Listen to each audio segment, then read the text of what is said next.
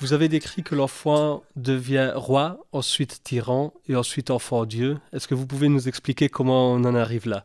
Ah oui, c'est une question intéressante. Intéressante pour, je pense, comprendre dans quoi les enfants sont aujourd'hui et ce qui est difficile pour les enfants. Alors, pourquoi je fais cette série, je dirais, de cette gradation, hein. L'enfant roi, c'est l'enfant qui est arrivé avec il est interdit d'interdire, hein. Les jeunes qui se sont battus pour ça, avec raison, dont je fais partie d'ailleurs, hein, ont élevé leurs enfants quand même avec une tendance à essayer de ne pas être tout à fait dans cette raideur de l'éducation d'avant. Et donc, petit à petit, on a fait plus de place à l'enfant, ce qui fait que quelquefois, les enfants de ceux-là, de cette génération-là, eh bien, ils avaient déjà un petit peu la tendance à s'imposer, le début de l'individualisme, à pas être d'accord, à s'opposer, à vouloir décider beaucoup de choses eux-mêmes, et surtout être dans l'opposition. Finalement, c'est très sain d'être dans l'opposition. Mais à un moment, on a parlé d'enfants rois, là, dans les années 80, etc., parce que, les crises, les enfants commençaient à faire des crises de rage, parce qu'ils n'obtenaient pas ce qu'ils voulaient. Bon, le problème de pourquoi ils sont devenus à cette époque-là un peu des enfants rois, c'est que face à la crise, les parents commençaient à hésiter, à ne pas céder, parce qu'il faut se battre, hein. Quand on a dit non, c'est non. Et l'enfant fait sa crise, et finalement on dit bon, allez, c'est bon, hein, tu vas l'avoir ton bonbon, mais fiche-moi la paix, va jouer maintenant. Et donc, comme ça, de fil en aiguille, dans les consultations, on avait des enfants qui étaient vraiment un peu compliqués, faisaient le chambard, et c'était vivable, mais bon, voilà, on parlait des enfants rois, de ces enfants qui avaient vraiment du mal à accepter les limites mises par les parents. Je dis bien les limites mises par les parents. Et puis, de fil en aiguille, vous savez, la psychologie positive s'installe avec beaucoup de choses tout à fait intéressantes, mais avec des choses qui mettent quand même les parents dans un paradoxe fou, parce que l'enfant doit être heureux, il faut répondre, il faut l'épanouir, etc. Donc, petit à petit, les parents ont eu de plus en plus peur à mettre des limites. Et donc, les limites sont devenues de plus en plus floues.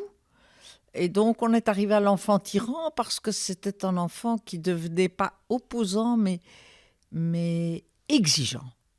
Exigeant, râleur, plus violent, plus tyrannisant les parents, en exigeant que, voilà, il veut 3 histoires et le parent n'en a dit que 2 le soir. Et donc, voilà, avec un peu, et tu sais, une méchante maman. Donc, j'ai déjà à ce moment-là des mamans qui venaient tout à fait terrorisées parce que leur enfant leur avait dit qu'elles étaient des méchantes mamans. Ce qui ne serait probablement pas eu une raison de consultation 20 ans plus tôt. Mais là, vu l'ambiance, il faut être gentil, il faut être des bons parents et tout ça. Il a dit que j'étais méchante, donc est-ce que ça veut dire que je fais mal mon travail? Vous voyez, donc l'enfant tyran est face à un parent beaucoup plus déstabilisé déjà que l'enfant roi. Et puis, depuis, je dirais, 5 ans, on est devant quelque chose de très, très différent, qui est l'enfant Dieu. Alors l'enfant Dieu, c'est tout ce courant où l'enfant doit s'autodéterminer. Ça veut dire que l'enfant sait ce qui est bon pour lui. Vous qui êtes un papa, vous savez beaucoup, beaucoup moins bien que votre petite fille de 3 ans, qui, elle, sait beaucoup mieux que vous ce qui est bon pour elle. Vous voyez? Alors, je vous vois rire. Hein? Vous voyez qu'alors on est parti comme ça dans une... Évidemment, tous les parents ne tombe pas là-dedans. Mais dans les consultations, nous sommes tous débordés, finalement, par ce qu'on appelle, enfin, c'est moi qui ai un petit peu inventé ça, des enfants Dieu. C'est-à-dire que Dieu, c'est quelqu'un qui met la loi, c'est quelqu'un qui est au-dessus de tout. Hein, et ce que dit Dieu, normalement, c'est bon, c'est juste. Hein, donc, on a des parents tout à fait fragilisés qui n'osent plus leur propre intuition, leur propre bon sens, parce que l'enfant, c'est lui qui sait le mieux. Mais l'enfant, le pauvre enfant, il n'est pas dans la transmission à ce moment-là. Hein. Tout ce qu'il a pour se guider, c'est son ressenti. Hein. C'est les pulsions dans le ventre. Alors, c'est de là aussi tout ce côté, ça je le sens, ou ça je le sens pas. Hein. Aujourd'hui, vous voyez beaucoup. Hein, oh, écoute, je le sens pas. Hein, donc l'enfant Dieu, quelque part, il est vénéré par les parents. Il est vénéré parce que l'enfant est un peu la cerise sur le gâteau. On s'est dit, maintenant, on a tout, on a un job, on va faire un enfant. Les parents sont fort mal préparés parce qu'ils pensent qu'un enfant, c'est fabuleux d'avoir un enfant. Évidemment que c'est formidable. Enfin, ça fait pipi, popo, ça vomit parfois, c'est fatigant, ça nous réveille la nuit. Et les parents sont pas vraiment préparés à ça, quoi. Et en même temps, pas tous, j'insiste, hein, mais il y a toute une gamme de parents très baignés dans cette psychologie positive qui se laissent... qui finissent en burn-out aussi. Hein. Le burn-out parental est quelque chose qui existe depuis 5 ans.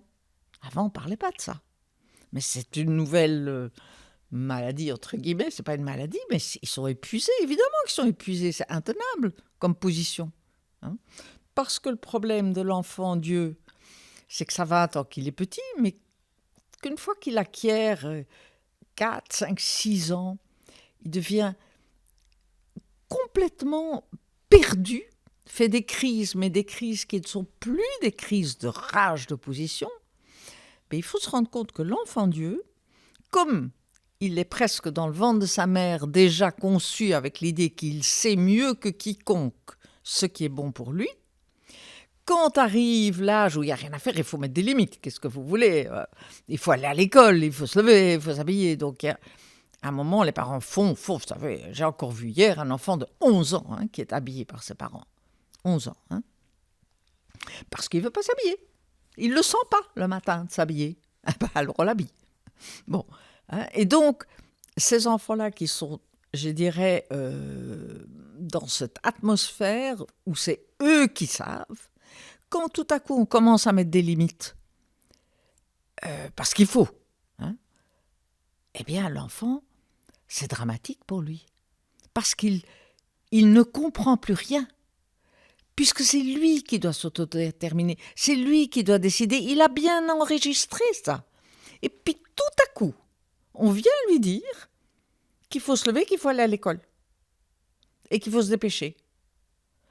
Donc, évidemment, les parents arrivent tous en disant il fait des crises épouvantables, il est à terre, il pleure, il est désespéré. Et ils sont effectivement liquéfiés, ces enfants-là. Ils ne sont pas dans la raideur de la rage. Hein, bon, de l'enfant qui s'oppose, l'enfant roi, même l'enfant tyran, il était quand même dans la rage. Il s'agit qu'on fasse ce qu'il veut. Mais l'enfant Dieu, il est liquéfié. Il est écroulé, il est dans un état d'angoisse fou, il perd tous ses repères. Donc c'est terrible. Et alors ces enfants ne dorment plus, réveillent la nuit les parents 20 fois, ou dorment dans les lits des parents, parce qu'ils sont tellement angoissés, parce que leur monde est chamboulé, parce que tout à coup l'adulte décide pour eux, mais ça ne va pas ça. Surtout qu'en plus l'adulte décide des choses qu'il n'aime pas. Donc ça met tout le monde dans une situation extrême. Et ça fait beaucoup de souffrance. Beaucoup de souffrance des deux côtés. Hein, alors autant un enfant qui s'oppose, moi je dis, écoutez, vous faites un time-out, il fait sa crise, il hurle, il se roule par terre. Vous lui dites, écoute mon vieux, va faire ta crise un peu plus loin, tu me casses les oreilles, va jouer dans ta chambre, va faire ce que tu veux. Mais Mais l'enfant Dieu qui fait sa crise, qui est au sol, et là, le pleur est différent. C'est un pleur de désespoir. Cet enfant-là, il ne faut pas l'envoyer dans sa chambre. Hein. Cet enfant-là, il faut le ramasser, le prendre dans ses bras, le serrer bien fort et lui dire, c'est pas grave, tu vas pas mourir. Hein.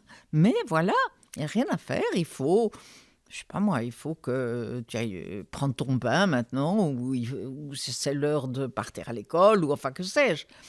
Mais quelque part, il faut évidemment pas changer la règle, mais il faut quelque part le rassurer il ne va pas mourir, que le monde ne va pas éclater, parce que c'est plus lui qui dirige.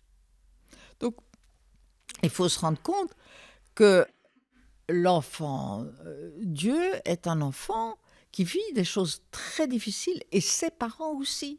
Et tout le monde fait pour le mieux. C'est ça qui est terrible, c'est que ces parents-là, ils se donnent corps et âme à cet enfant. Hein, ne se rendant pas compte qu'en fait, ils mettent l'enfant dans un sentiment de toute puissance, où c'est lui qui est le centre de la famille. Hein, avant, dans le couple, c'est papa-maman le centre. Et puis les enfants, ils tournent autour. Mais aujourd'hui, vous avez de plus en plus qui est au centre? L'enfant. Hein, et les parents tournent autour. Et pourquoi? Vous allez me dire, mais pourquoi c'est comme ça? Mais parce que la société a évolué, est beaucoup plus anxiogène, les gens sont de plus en plus individualistes, et tout simplement, les couples, on est beaucoup moins sûr du lien. Hein, peut-être que vous allez apprendre ce soir en rentrant chez vous que votre épouse va vous dire, écoute, j'en ai marre. Je suis amoureuse d'un autre gars, on va se séparer. Et on se sépare aujourd'hui, voilà. Et donc, ça peut vous arriver du jour au lendemain. Il n'y a plus du tout se dire, bon, on est un couple, hein, même s'il y a quelqu'un qui fait un petit pas de côté, allez, on va quand même un peu réfléchir. Non, aujourd'hui, voilà, je t'aime plus, et donc on ne peut plus vivre ensemble. Donc, la confiance dans le lien, perdre son boulot, vous pouvez le perdre du jour au lendemain. Parce que le patron a décidé que, voilà, on fait une restructuration, monsieur, vous avez très bien travaillé, c'est très bien, mais on restructure, voilà. Donc, vous pouvez perdre votre boulot comme ça, de façon, du jour au lendemain, sans vous y attendre. Votre compagnon ou compagne peuvent vous quitter du jour au lendemain. On l'entend de plus en plus. Alors, de quel est le lien dont vous restez, en tout cas sûr? C'est le lien à votre enfant. Alors ça, finalement, ce n'est plus le lien de la conjugalité sur lequel s'appuie l'adulte, c'est le lien à son enfant. C'est pour ça qu'il est au centre. Parce qu'il est tellement important, cet enfant-là. Je l'aime et il doit m'aimer. Et j'ai vraiment besoin de son amour. Et donc, je vais plus facilement faire ce qu'il veut, être à son service, préparer les petits plats qu'il aime. Je devrais vous raconter, mais j'ai des choses ahurissantes, absolument ahurissantes. Une maman qui me téléphone en me disant « Madame Doré, est-ce que c'est pas grave ?» Je n'ai pas demandé l'avis de mon enfant qui a tout juste 4 ans, pour le souper ce soir. J'ai été faire les courses sans lui. Qu'est-ce que vous pensez? Est-ce que je peux lui imposer le repas que moi j'ai préparé? Mais j'ai dit, je pense qu'il n'y a pas de souci. Wow. Donc vous voyez jusqu'où ça va. Les parents sont tellement pleins de bonne volonté, surtout que l'enfant soit au mieux. Mais c'est too much. C'est too much. Vous mentionnez aussi le rapport avec la contraception qui a aussi causé en partie ce rôle où avant on avait beaucoup plus d'enfants. Oui. J'ai réfléchi en venant ici. Ma grand-mère avait 10 frères et sœurs. Ah voilà. Ma mère, ils étaient 3. Moi, j'avais un frère, on était 2. Oui, donc oui. Bien... Mais oui, parce qu'on est passé de l'enfant de la nature à l'enfant du désir. Et c'est important ce que vous amenez là, parce que dans le temps, c'était l'enfant de la nature, avant la contraception. Alors, vous savez, vous aviez un enfant un peu difficile, vous pouviez dire, écoute, cet enfant est arrivé, mais vraiment, c'était pas le bon moment, voilà, et j'ai pas eu le temps de m'en occuper. C'est vrai qu'à l'école, il est nul, mais bon, voilà. Bon, on avait le droit en tant que parent d'avoir un enfant qui était pas top, quoi, ou qui était pas brillant, ou qui, voilà, hein, ou qui était difficile. Aujourd'hui, avec l'enfant du désir, quand votre enfant va pas bien, on vous dit quoi? Mais monsieur, c'est vous qui l'avez désiré, vous l'avez planifié. Alors vous êtes prié de bien l'éduquer. Et vous êtes prié de faire tout ce qu'il faut pour que cet enfant soit heureux. Ne venez pas m'expliquer qu'il est arrivé par hasard, hein, à notre époque. Il y en a encore que ça arrive comme ça, mais quand même de moins en moins, ça devient rare. Et donc il y a une espèce de poids sur les parents de bon, cet enfant-là, il faut qu'il soit bien, quoi. Donc il doit aller faire du piano, de la danse, il doit être premier de classe, ils doivent tous être premier de classe pour prouver qu'on est des bons parents. Hein, parce que il doit connaître 3 langues, parce que des bons parents, alors on voit les enfants qui sont sous une pression dingue.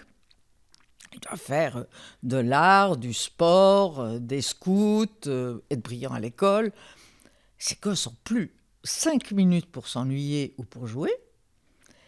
Les parents courent d'un côté à l'autre, tout le monde est épuisé, mais parce qu'il y a cette espèce d'épée de Damoclès, tu as voulu cet enfant, il faut que tu le réussisses, quoi.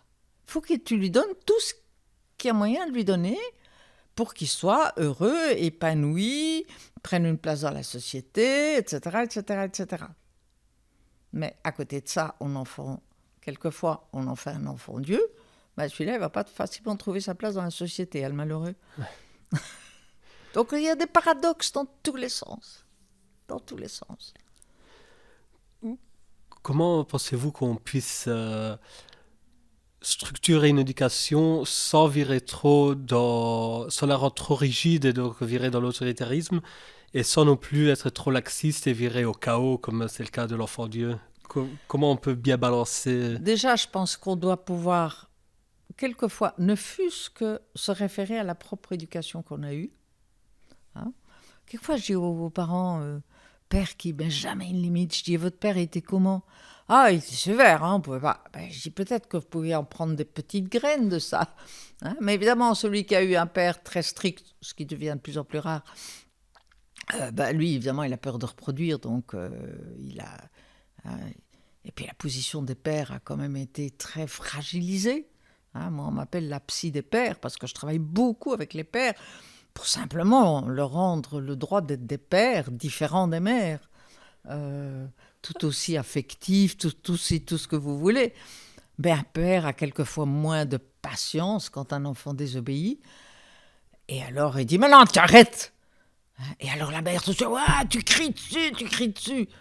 Mais qu'on arrête, quoi, le gosse il va pas en mourir, hein. D'avoir un père qui s'énerve un peu plus vite ou qui fait autrement que la mère, quoi. Hein, donc ça c'est quand même quelque chose. Accepter la différence entre l'un et l'autre. Hein, parfois c'est la mère qui crie plus vite que le père, hein, mais on est dans la différence. Il faut pouvoir accepter que l'autre est différent. Et alors se dire que voilà, il y a beaucoup de. Vous disiez tout à l'heure, ne pas mettre des limites structurantes. Ça veut dire que mettre des limites, ça ne veut pas dire qu'on interdit tout. Moi, en fait, je pousse beaucoup à l'autonomie de l'enfant. Mais l'autonomie, ce n'est pas l'autodétermination. L'autodétermination, c'est moi qui mets les règles. C'est moi qui gère la philosophie. L'enfant Dieu, il exige que son coucher soit 3 histoires de 1, et puis le lendemain, il veut une histoire de plus ou un câlin de moins. Enfin, c'est lui qui règle le rythme. Alors que ça, c'est la tâche parentale. Mais par contre, l'autonomisation, rendre un enfant autonome pour qu'il soit vraiment libre, c'est justement lui donner des limites. Mais pas des limites dans lesquelles il étouffe, pas des limites qui lui interdisent de penser, des limites sur ce qui est son territoire. Par exemple, choisir ses vêtements, s'habiller seul. En lui disant, écoute, ça c'est ton territoire. Hein, le petit qui ne veut pas s'habiller, c'est pas grave, tu ne t'habilles pas, mais tu vas à l'école en pyjama. Ils sont vite habillés, je peux vous dire. Hein. Mais ça, c'est leur territoire. J'incite aussi souvent les parents, dès que l'enfant a, je sais pas, 4-5 ans, de ne pas lui remplir son assiette, de le laisser décider s'il a faim, s'il veut 2 pommes de terre, une pomme de terre, beaucoup de légumes, pas beaucoup, mais quelque part qu'il ait une autonomie sur les territoires qui sont les siens, c'est-à-dire ses jeux et son corps. Alors vous voyez des enfants qui décident où on va aller le week-end et qu'on lave encore dans le bain alors qu'ils ont 8-9 ans. On les récure encore. Hein? Et donc, on leur donne des responsabilités dans des territoires qui ne sont pas les leurs et on phagocyte, on dirige, on les guide comme si c'était des petites marionnettes dans un territoire qui est le leur. Ah oui, mais j'aime pas tellement, parce qu'il choisit lui-même ses affaires, alors ça ne matche pas toujours aussi bien. Mais écoutez, c'est son territoire, il apprendra à avoir le goût, vous lui direz. Vous lui direz, tiens, telle couleur et telle couleur, c'est pas top. Mais bon, si tu as envie de ça aujourd'hui, c'est bon. Et il y a une espèce oui, il y a beaucoup de paradoxes quand je vous dis 11 ans, mais vous ne vous rendez pas compte jusqu'à quel âge on habille les enfants? Ou on fait à leur place? On leur amène le petit déjeuner. Il y en a un, 12 ans. On lui amène son petit déjeuner au lit avant de partir à l'école. Ouf. Non, mais vous vous rendez pas compte, il y a des trucs de dingue. Hein? J'imagine qu'en consultation, vous devez voir vraiment... Et c'est ça aussi qui est chouette, vous êtes vraiment sur le terrain. Et... Ah oui, là, pour être sur le terrain, je peux vous dire, parfois, j'en crois pas mes oreilles, quoi. Hein? Mais alors, c'est tout doucement pouvoir expliquer aux parents que, ben non, ça, c'est la responsabilité de l'enfant. Mais que par contre... d'organiser quelle sortie est acceptée ou avec les ados ou avec les enfants, organiser un petit peu comment on organise le coucher, le retour de l'école, comment s'organise le devoir. Ils viennent se plaindre que c'est la galère les devoirs, mais l'enfant rentre de l'école et c'est lui qui va décider quand il va faire ses devoirs. Comme tout enfant normal de la Terre, il le fait le plus tard possible. Et puis, évidemment, il arrive à 6h30, tout le monde est fatigué, tout le monde crie, et il faut aller à table, et les devoirs ne sont pas faits, tu n'as pas fait tes devoirs. Non, c'est quand même beaucoup plus facile de faire un schedule de timing, et comme ça, l'enfant, il rentre, il sait qu'il goûte, je m'en fous du timing, mais qu'il y en ait un, quoi. C'est tout. Ouais. On a vu avec Serge Dupont que, selon la littérature, ce serait un cadre bien défini et bienveillant, qui serait le bon mix. C'est évident. Hein, des limites structurantes. Limite, ça veut dire cadre. Donner à un enfant un cadre, mais pas un tout petit cadre dans lequel il étouffe, contre lesquels se sont révoltés, évidemment, ceux de mai 68. Pas oublier qu'à l'époque, les jeunes, ils allaient à l'UNIF en cravate, que les enfants n'avaient pas le droit à la parole, que quand même, c'était le temps avec la ceinture et beaucoup de violence. Enfin, je veux dire, on comprend qu'à ce moment-là, à un moment, ça a explosé parce que les jeunes, avant d'être des adultes, ils avaient juste rien à dire. Hein? Ils avaient c'était l'éducation, c'était un rail, quoi. Hein? Il fallait suivre le rail et si on ne suivait pas le rail, on déraillait.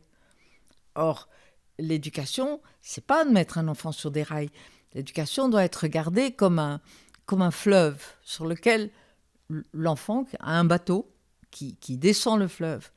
Alors, tout fleuve a besoin... L'énergie, c'est l'eau. Hein? Et eh bien, si le fleuve n'a pas de berge, l'eau se répand dans les terres et ça devient des marécages. Eh bien, un enfant qui grandit sans cadre, sans structure, c'est la même chose. Son énergie, finalement, se répand dans tous les sens et il devient rien de constructif. Il s'ennuie, la vie n'a pas de sens. C'est tous ces ados pour qui la vie n'a pas de sens parce qu'on ne les a pas aidés à descendre leur rivière. Et dans cette rivière, eh bien, je parle toujours de l'embouchure de l'Escaut, hein, il y a des épaves. Eh bien, un enfant qui a un cadre, il descend sa rivière un peu sur la gauche, un peu sur la droite, il évite les épaves comme il veut, il tourne autour, il passe à côté. C'est ça, le laisser avec autonomie faire sa route, mais avec des berges. C'est tout. Mais le laisser descendre un fleuve qui n'a pas de berge, eh ben, finalement, il finit dans un marécage. Hein, il n'arrive pas à la mer, qu'on pourrait dire la mer étant la vie d'adulte. Hein. Vous avez parlé des années 60, des châtiments même corporels qu'il y avait à l'époque, sur lesquels on a de plus en plus interdit, à juste titre, au point d'arriver à interdire la fessée, au point d'arriver à mettre, on parlait de mettre le time-out même dans les pratiques non recommandées. Quel est votre avis sur ça? Écoutez, ça m'a fait bondir, mais bondir à 4 mètres de haut, parce que vous vous rendez compte que supprimer le time-out, ça veut dire refuser de mettre une distance. Or, la rencontre ne se fait que dans la distance. Il faut, quand on est collé l'un à l'autre, quand on est dans la fusion, hein, ben, il est impossible de rencontrer l'autre. Hein, c'est dans la distance. Alors, si un enfant est en pleine crise parce que vous avez refusé à ce moment-là de faire un jeu avec lui, hein, alors, comment allez-vous résoudre la chose? Comment allez-vous mettre un effet des respirations? Hein? Le time-out, ce n'est pas du tout une punition. Le time-out, c'est on se calme. Moi, l'adulte, je me calme parce que qu'est-ce que tu m'énerves? Non, j'ai pas le temps de faire un jeu maintenant, quoi. Hein? Alors, le time-out, c'est OK. Écoute, on va se calmer tous les deux. Tu vas un peu dans ta chambre. C'est pas une punition. Dans la chambre, les enfants ont quand même des livres ou des jouets ou qu'il aille dans la salle de jeu. Enfin, je m'en fous, moi. Mais à distance, que chacun se calme. Et quand on est tous calmés, on se retrouve. Et à ce moment-là, on peut. Mais quand on ne fait pas le time-out, eh bien, on reste collé chacun à sa rage, à sa tristesse, à son... Et comment est-ce qu'on va s'en sortir de ce conflit-là? Hein? Je veux dire, on reste collé chacun à essayer de voir comment on peut plus détruire l'autre. Donc c'est une aberration. Oh, je ne sais pas. Enfin, j'ai certaines opinions sur des influences diaboliques dans le sens destructrice de notre société occidentale.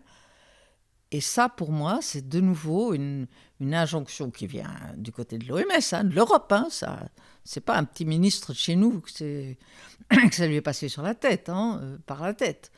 Donc, je veux dire, c'est quand même quelque chose pour saper la société, parce que si vous enlevez le time-out, vous enlevez la distanciation, vous enlevez la possibilité du dialogue. On ne peut dialoguer que quand on s'est éloigné, qu'on s'est retrouvé, et que, voilà, il y a vous, il y a moi, il y a l'espace entre nous deux. Hein? Mais si nous sommes là, l'un en face de l'autre, vous dites c'est blanc, moi je vous dis c'est noir, non c'est blanc, non c'est noir, comment voulez-vous que ça finisse? Ça finit en hurlement.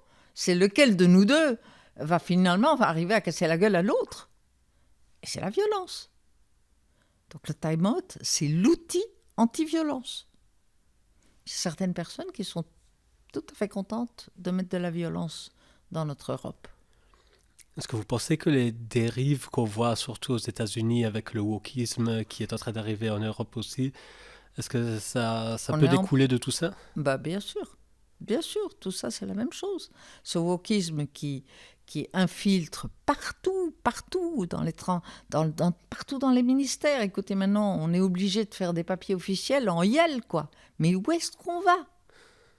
Où est-ce qu'on va? Je veux dire, il y a une déstructuration de notre culture, du rapport au langage, parce que finalement, si je sors de YEL, si vous allez plus loin, tout le langage perd son sens et sa structure. Donc c'est diabolique aussi. Je vois hier une autre famille pour un enfant, mais dont le frère aîné est à Jean Blou, Lacambre en art, se sont mis ensemble. Et il dit oui, il est en une année, il a un peu quitté parce qu'il n'en pouvait plus. Je dis tiens, pourquoi il n'en pouvait plus? Parce que là-bas, tout est tout à fait complètement infiltré. Si on n'est pas woke, on est jeté, quoi. Hein, tout est woke et un des professeurs se promène en t-shirt très court, ventre à l'air, avec « Je suis une salope » écrit sur son t-shirt, et lui, c'est un homme. Enfin, tout comme ça, une ambiance qui est destructrice pour tous ces jeunes qui arrivent là, quoi. Et si on ne joue pas le jeu, on est complètement jeté. Donc il y a une espèce d'emprise du wokisme qui empêche le débat, parce que toute personne, voilà, avec ce que je dis, mais peut-être que je vais être clouée au pilori parce que j'ose dire des choses comme ça, mais c'est la réalité, quoi. On peut pas la mettre en question, on peut pas discuter, on peut pas. C'est moi qui n'ai rien compris, c'est moi la mauvaise, c'est moi qui suis, je ne sais pas moi, extrême droite et tout le reste, quoi. On affiche vite ces termes. Dès qu'on n'a pas d'argument de défense de ces idées, on va tout de suite accuser l'autre personne d'être d'extrême droite ou d'être simplement ignorante. Et ça, Tout à fait, tout à fait. parce qu'on ne sait pas argumenter. Vous me faites peur, parce que je pensais que le wokisme était... Quand j'en parlais à mon entourage, je me disais, ouais, mais ça c'est aux États-Unis et tout. Et maintenant, je viens d'apprendre que en fait, c'est beaucoup plus proche. C'est galopant. C'est galopant. Avec toutes les conséquences de tous ces jeunes à qui on essaye d'expliquer que s'ils veulent être mieux dans leur peau, tous ces ados, ben, en changeant de sexe, ça ira mieux. C'est grave. Hein. Alors que je pense que la littérature, qui commence maintenant, surtout en Amérique, à avoir beaucoup de cas, je pense que la littérature est en train de prouver justement le contraire. Ah oui.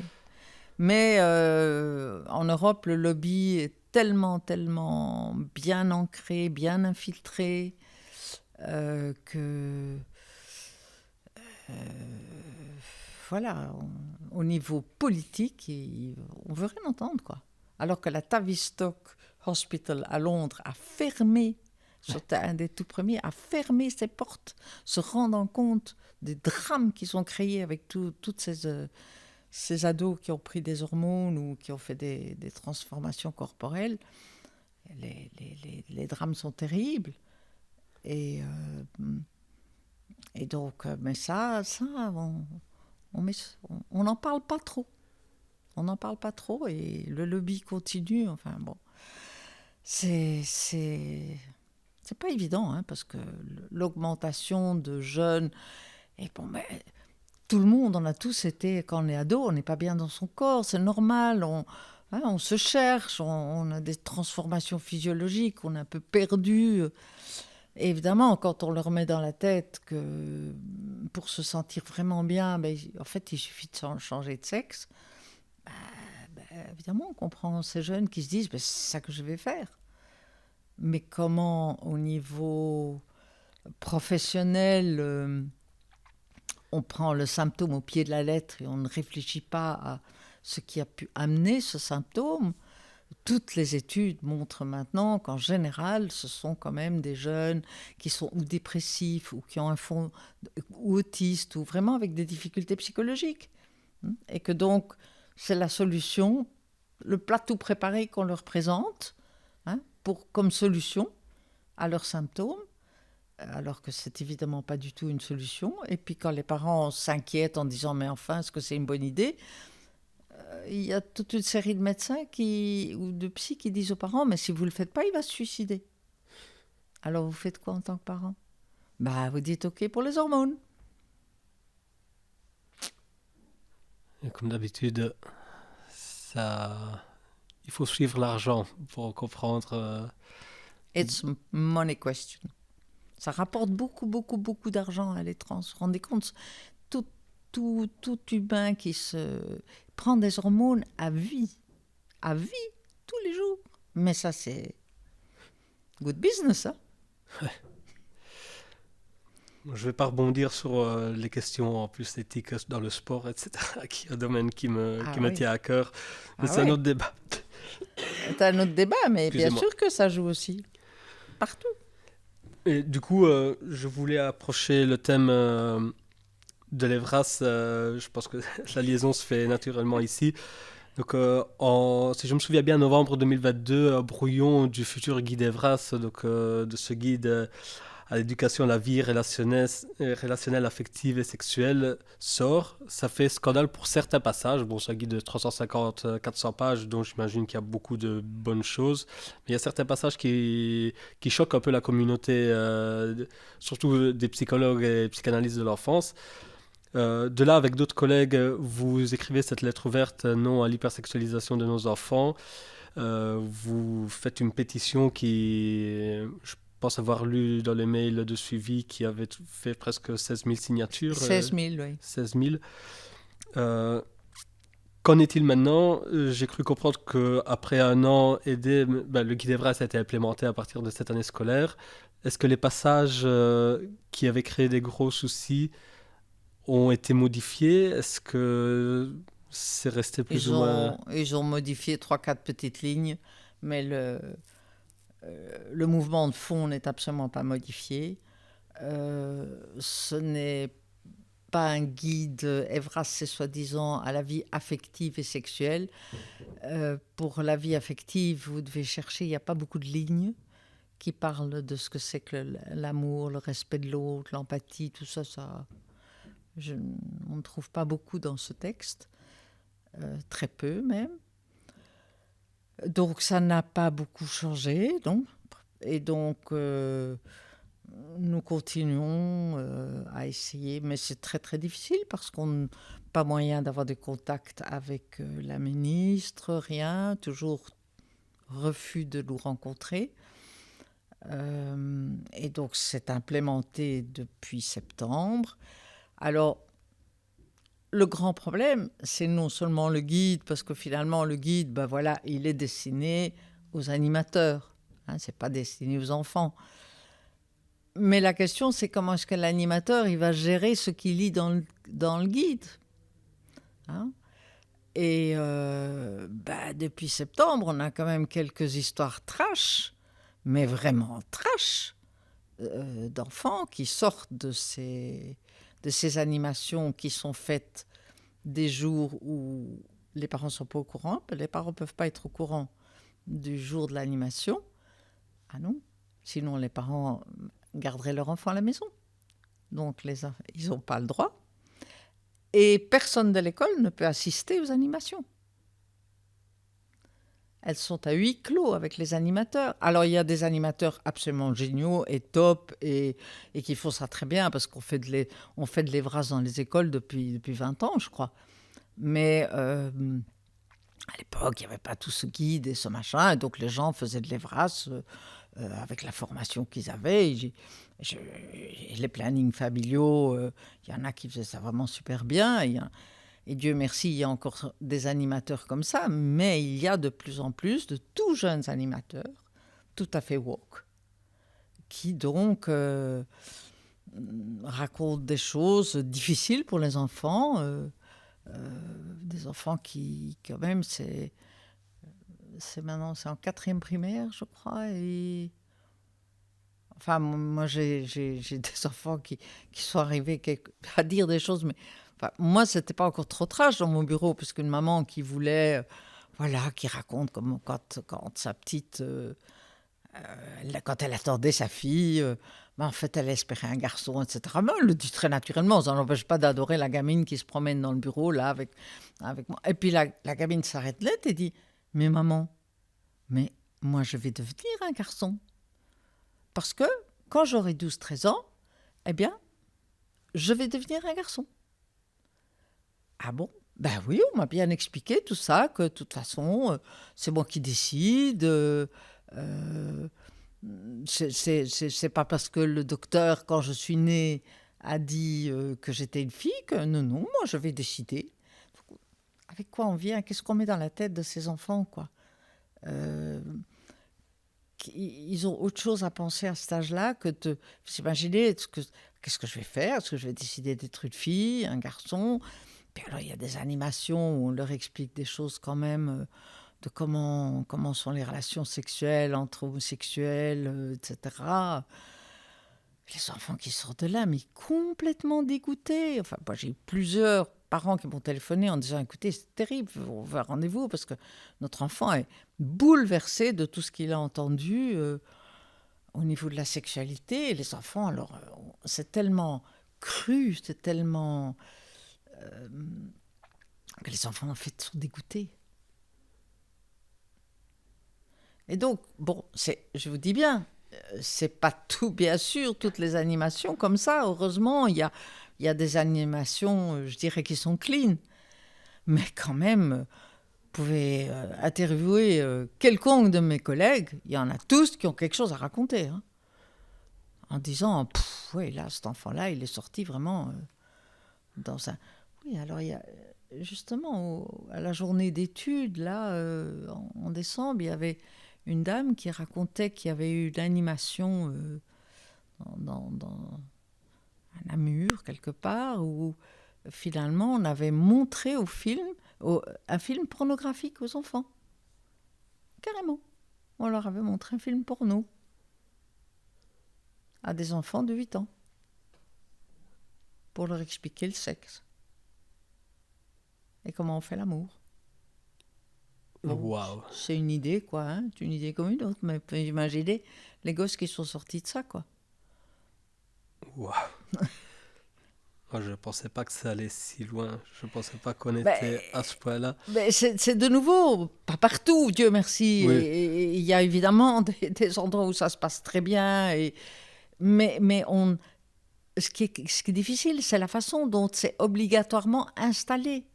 Hein, qu'il n'y a personne de l'école qui peut participer à ces animations.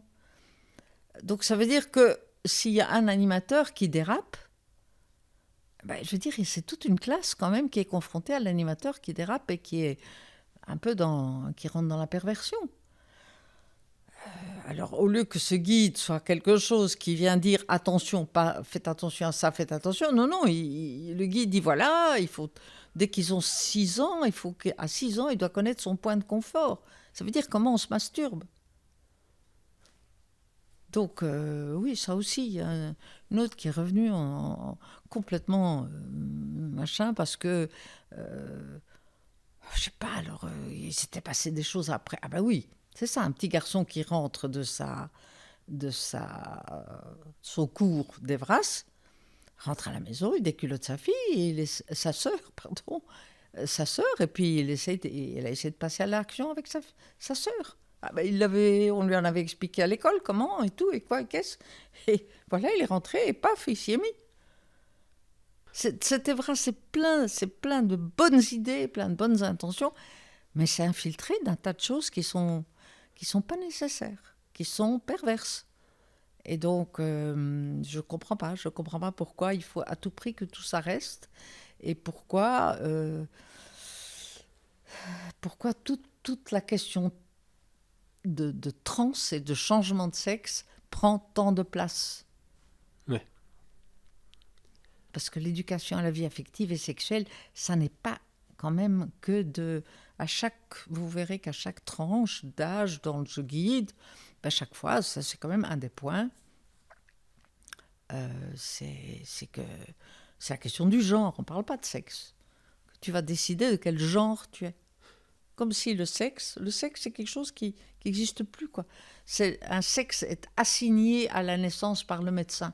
C'est assigné par le médecin. Ça, c'est écrit textuellement. Ça n'est pas une donnée biologique. C'est un médecin qui décide de dire que c'est une fille ou un garçon. C'est assigné à la naissance par le médecin. C'est pas une donnée biologique. Vous avez dit par rapport à l'Evras, en voulant nous libérer des limites oppressantes, nous avons rejeté les limites structurantes. Ce guide se veut, justement comme vous venez d'aborder le sujet, le guide se définit, se veut non hétéronormatif. Ah oui, tout Est-ce à fait. que est-ce que c'est extrémiste aujourd'hui de dire que l'hétérosexualité Ah, c'est la base ça, c'est pas bien de dire ça. Parce qu'en disant ça, vous... qu'est-ce qu'ils disent? Vous, quelque part, vous disqualifiez ceux qui ne sont pas hétérosexuels. Donc, enfin, moi, ça m'embrouille la tête. Hein. Honnêtement, tout ce bazar où ils sont victimes. En fait, les six genres, en fait, victimisent les autres parce qu'ils ils prétendent être la norme. Donc en fait, je ne sais même pas expliquer tellement c'est confus, mélangé. Les termes, on emploie les tout. Il y a les transaffirmatifs, il y a les transgenres, il y a les transenfants. Enfin, vous voyez, on crée un tel brouillard dans tout ça que plus personne ne sait de quoi on parle. J'ai vu en Amérique où le mouvement est encore plus extrême, j'ai vu que justement les homosexuels commencent à pas vouloir se dissocier de tout ça Ah, tout parce à que fait. on les a mis tous ensemble dans ce groupe de l'alphabet L, G, T, B, Q, I, A+. Et, et les homosexuels se disent oui mais il y a une énorme différence entre une Exactement. personne qui est homosexuelle et quelqu'un qui se reconnaît pas dans un genre non binaire qui va chercher. Un non-binaire ou non sexué ou non. Enfin bon. Bien sûr, et c'est ça qui, pour les homosexuels, est très dur, c'est ils ont utilisé cette porte. En fait, ils ont utilisé les groupements homosexuels pour finalement les pas les diffamer, enfin oui, les diffamer, finalement, les homosexuels, ce seraient des gens qui n'ont pas osé une transition. Donc, c'est une non-reconnaissance, finalement, des homosexuels qui, je dirais, bah, c'est une autre norme comme les hétérosexuels, quoi, qui ont mis du temps à être reconnus. Et puis voilà, ça s'est bien passé. Et tout ce mouvement-là a utilisé les associations d'homosexuels pour finalement travailler contre eux. Contre eux. La déconstruction de toutes les valeurs, on est arrivé au sommet. En fait, c'est un mouvement qui se lance depuis les années 60, de plus en plus. Mai 68, c'était quand même la déstructuration du patriarcat, etc. Bon, c'était nécessaire, il y avait des trucs à déconstruire, c'est sûr. Mais en fait, ça ne s'est pas arrêté. Et donc, c'est là où vous disiez, pour les parents, finalement, comment retrouver un équilibre entre le point A ou du patriarcat, l'autorité autoritariste et l'enfant Dieu. Eh bien, c'est finalement quand même retrouver des valeurs. Mais on a tellement tout déconstruit, tout ce qui vient du passé est mauvais, est à rejeter. Or, des limites structurantes, ça vient du passé, oui. Quand on rentre dans une pièce, on dit bonjour à la personne en face. Pour des tas de parents, ça n'est plus nécessaire. Il apprendra bien tout seul à dire bonjour. Autodétermination, quoi. Quand il le sentira, il dira bonjour. Quand il le sentira, il dira merci. Alors peut-être que d'avoir le bon sens, je dirais, le bon sens de quand même se dire, tout n'est pas acheté du passé. Il y avait quand même des valeurs qui permettent le collectif. Et je pense que le grand enjeu d'aujourd'hui, c'est comment allons-nous réussir à de nouveau vivre une collectivité. Parce qu'on est dans un tel individualisme, où c'est, comme on dit en flamand, ikke en een ander mag stikken, que le sens de l'autre, c'est quelque chose qui devient très flou. Mais attention, les humains, c'est quand même des animaux de groupe. Et donc, comment allons-nous retrouver, non pas la possibilité de vivre ensemble, ça veut dire vivre ensemble, c'est arriver à supporter l'un l'autre, mais vivre en collectivité, c'est-à-dire en possibilité de comprendre ce que l'autre a besoin pour lui, et pas simplement, on est dans une société où on a vraiment du mal à être dans la relation à l'autre pour l'autre. on est dans la différence. C'est-à-dire que je pense à moi et je me dis, tiens, ce monsieur en face de moi, ça c'est un homme, parce que moi je suis une femme. C'est tout autre chose que de dire, tiens, ça c'est un homme, ça c'est intéressant, un homme, ça a de la barbe, hein, ceci, c'est-à-dire l'autre pour ce qu'il est lui, et pas juste dans sa différence par rapport à moi.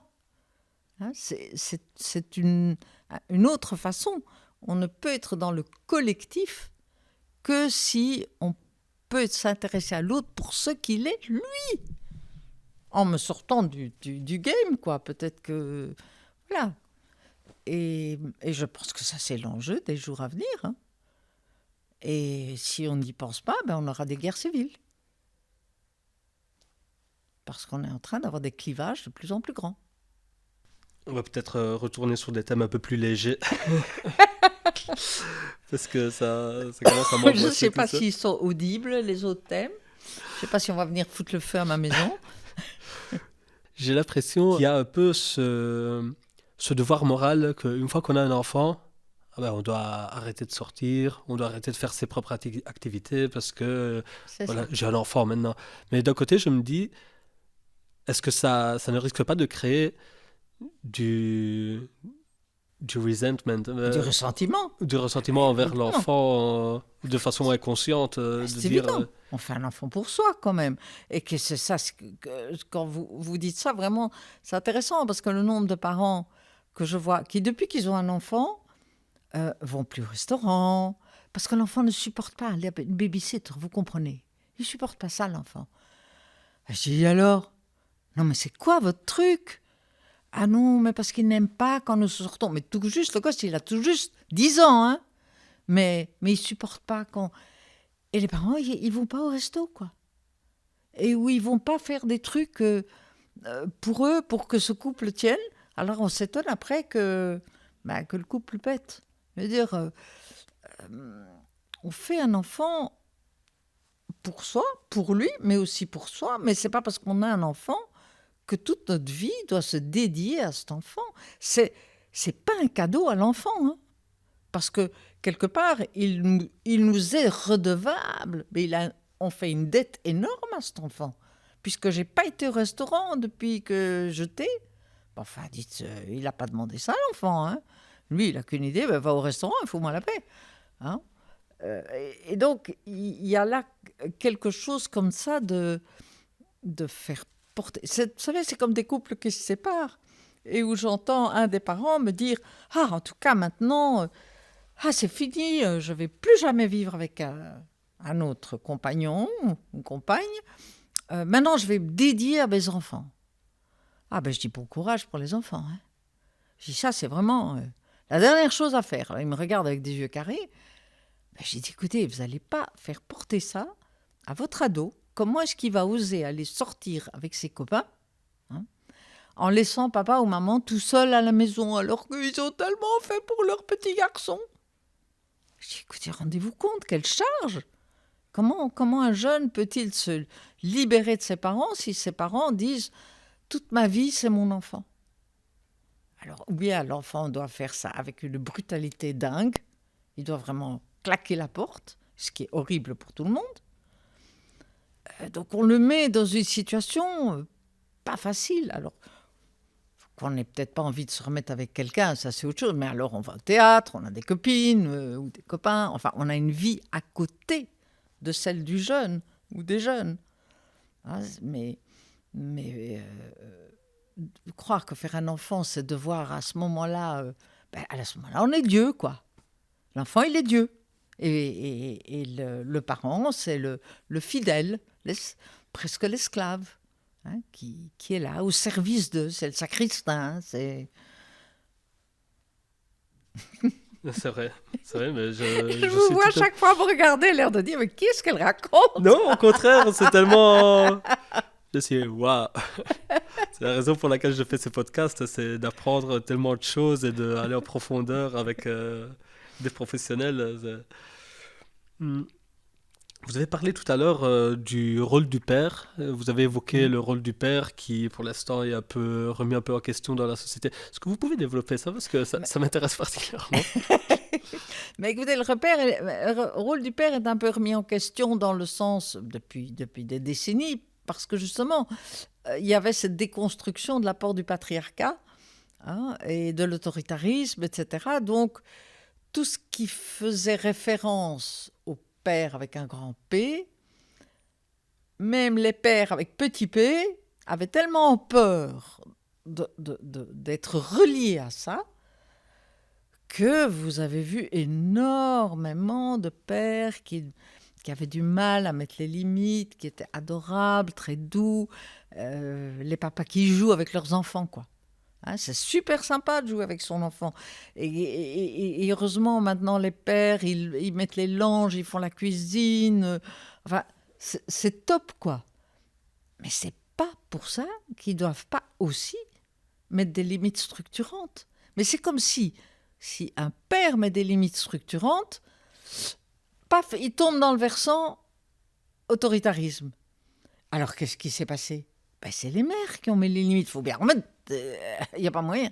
Donc, on a vu énormément de familles où finalement la mère était écrasée sous le rôle à la fois d'être le chef, de mettre toutes les limites, de devoir quand même apporter leur côté maternel, nutritif, affectif. Et donc des mères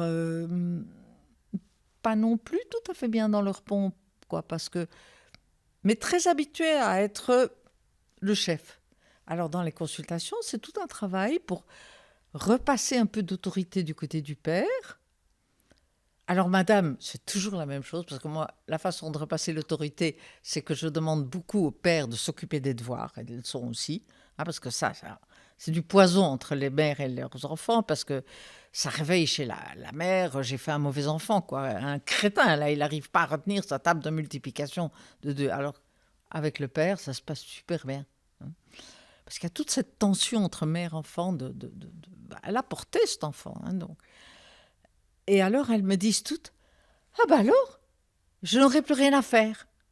Et ça, c'est extraordinaire, c'est la phrase classique. Dès que je mets un petit peu du travail parental du côté du père, en demandant au père, écoutez, vous prenez ça en charge, hein, vous ferez ça à votre façon, différemment de votre épouse, et entre guillemets, je pense au fond de moi-même, et ça se passera très bien. Ah, et effectivement, c'est toujours comme ça. Et les mères sont quand même un petit peu vexées. Je ne fais pas ça bien. Mais j'ai dit, c'est pas une question que vous ne faites pas ça bien. C'est ça, un manque entre enfants et mères. Les devoirs et les leçons, c'est du poison. C'est tout. Ça envenime la relation parce que on n'est pas encore sur sa chaise, que des deux côtés, on est énervé. Donc l'enfant, du coup, il fait tout mal et la mère, elle n'en peut plus. Bon, c'est un autre petit versant. Et donc, la mère, le réflexe spontané des mères, c'est de dire, ah ben alors, j'ai plus rien à faire. Ben, je dis, mais vous avez tout votre travail de maman encore. Hein. Et tout le reste, quoi, parce que les mères, elles mettent plein de limites tout le temps, quoi. Je veux dire, range ta chambre, fais ceci. Enfin, je veux dire, les deux parents mettent d'emblée dans un quotidien. Hein, mais il y a certaines familles où quand le père n'ose pas, eh ben, quelqu'un doit tout prendre en charge. Et alors, évidemment, oui, mais je le laisserai bien faire, mon mari, mais il voit pas. Il voit pas quand il mange avec des mauvaises manières à table. Mais je dis, laissez-lui le temps de voir. Parce que bon, les femmes, elles sont multitâches. Hein. Enfin, voilà. C'est vrai que c'est un pouvoir que nous, hommes, nous n'avons pas spécialement. Ben, chacun les siens. De mes meilleurs amis en Italie, qui est en couple avec un autre homme, ils ont fait une maternité surrogée aux États-Unis ou au Canada, je sais plus. Et enfin, maintenant, ils sont heureux papas tous les deux d'une petite fille. J'en connais aussi en Belgique. Comment change la dynamique familiale avec un couple homoparental par rapport à un couple traditionnel? Oh, moi, je pense que les choses se passent bien quand on n'oublie pas de faire de la place à quelque part dans la vie de l'enfant, disons un couple homosexuel masculin, Je trouve que, et curieusement, je trouve que ça se passe bien. Parce que j'ai l'impression que, et c'est peut-être une impression très personnelle, hein, que les couples homosexuels masculins ont plus facile à faire une place à la femme, une marraine, ou c'est-à-dire que l'enfant a quand même un lien privilégié avec quelqu'un de l'autre sexe. Hein, soit une marraine, une grand-mère, enfin que sais-je, ou même une très bonne amie. Et que donc, ben voilà, moi je crois que tant que l'enfant est confronté à la différence, et en tout cas au niveau affectif, il est évident que ça ne change rien. Hein, l'amour est tout aussi fort, aussi beau, aussi bon, qu'on soit homosexuel ou hétérosexuel. Voilà, on aime son enfant, punt. euh,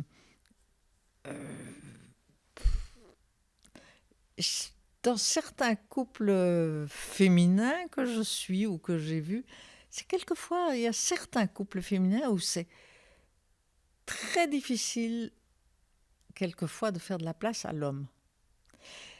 Et c'est un peu logique, parce que ça va changer, évidemment, avec tous les trans et les hormones et les machins, mais jusqu'à présent, les couples homosexuels masculins doivent d'emblée faire appel à une femme pour avoir un enfant. Hein? Ils ne peuvent pas dire que les femmes, ça n'existe pas, parce que... Donc l'enfant qui est là, il sait qu'il vient d'une femme. Donc d'emblée, ce couple lui parle de, j'en sais rien, moi, ta maman de naissance ou ta maman biologique, ou enfin, j'en sais rien comment il l'appelle. Mais on ne sait pas en faire, on ne sait pas faire semblant qu'elle n'existe pas. Dans un couple homosexuel féminin, on peut très bien passer sous silence le côté masculin. Maman t'a porté, elle a été chez le docteur, et le docteur a fait qu'il y avait un bébé dans le ventre. C'est un discours que j'entends énormément. C'est le docteur qui a fait qu'il y a un bébé. Mais qui est un spermatozoïde, qui a eu quelque part un impact d'une graine d'un être autre que maman A, maman B. Je ne dis pas du tout que c'est comme ça dans tous les couples, hein, Oui, bien sûr. évidemment. Hein, mais évidemment, ceux que moi je vois, ben, c'est ceux avec lesquels l'enfant, il y a une difficulté avec l'enfant, fatalement. Bon, hein. Et dans ceux-là, je constate que c'est une donnée qui revient quand même assez souvent. Cette difficulté de entre guillemets, avouer qu'on ne fait pas un enfant tout seul. Qu'il a fallu faire appel avec un don de sperme à un monsieur qui a quand même donné sa graine. Et ça, parfois, c'est quelque chose qui est très difficile à aborder. C'est pas nécessaire. J'étais chez le docteur. Des différentes personnes avec qui j'ai parlé, c'est vraiment le point central qui ressort tout le temps. On peut être strict, plus lax, on peut être hétéro, homo. Tant qu'il y a l'amour comme base envers l'enfant, l'enfant va bien grandir. Oui et non. Ah, Ah, j'ai dit une bêtise. non, pas une bêtise, mais un piège. Tant qu'il y a de l'amour, c'est bon. Non. Vous pouvez mettre des tonnes d'amour et pas de cadre, Oui. et l'enfant va droit dans le mur. Tant qu'il y a de l'amour et du cadre. Oui. Moi, je me bats à longueur de journée, et pas comme moi, hein, on est toute une équipe chez nous, à mettre du cadre, du cadre, du cadre, du cadre. Le problème des enfants aujourd'hui, c'est pas d'être pas assez aimé. Ce qui était beaucoup plus le problème du temps de l'enfant de la nature. Parce que l'enfant de la nature, il arrivait là, et qu'il y avait toute une série d'enfants qui arrivaient qui n'étaient pas vraiment attendus. Ceux-là, je ne veux pas dire qu'on les aimait pas, mais bon, il n'y avait qu'à grandir, quoi. Aujourd'hui, on a choisi l'enfant, et on doit l'aimer. On a choisi d'avoir un enfant, on doit l'aimer, c'est une obligation d'une certaine façon, hein. Et donc, et on l'aime. Et donc, dans le temps, vous entendiez beaucoup, oui, mais moi je crois que je suis une enfant adoptée, c'est pas possible. Mes parents, ils font une telle différence, et puis je vois bien qu'ils m'aiment moins, donc je suis sûrement adoptée. Je vous promets que depuis 30 ans, je n'ai plus jamais entendu un enfant dire « je crois que je suis adopté ». Ça, ils savent tous qu'ils sont aimés par le parent. Donc, ils se sentent... Donc, l'amour, je pense qu'il y a, mais de l'amour sans cadre, c'est de l'amour qui tue. Hein. Oui.